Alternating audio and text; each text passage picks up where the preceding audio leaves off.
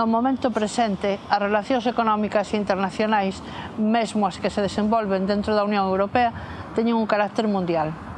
Nese escenario mundial, as compañías multinacionais, é dicer, as grandes compañías que teñen carácter monopólico ou oligopólico que se desenvolven no mundo inteiro,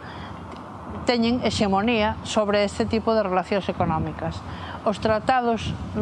económicos internacionais, os presentes, os que estamos discutindo hoxe, e os futuros que se desenvolvan no propio marco da Organización Mundial de Comercio, teñen as características propias de estar feitos a imaxe e semellanza das necesidades dos grandes intervintes, desas grandes compañías.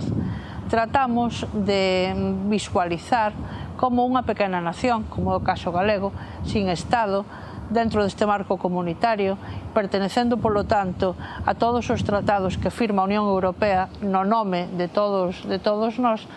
pódese levar a cabo accións de política económica que signifiquen estar ao marxen dese dominio.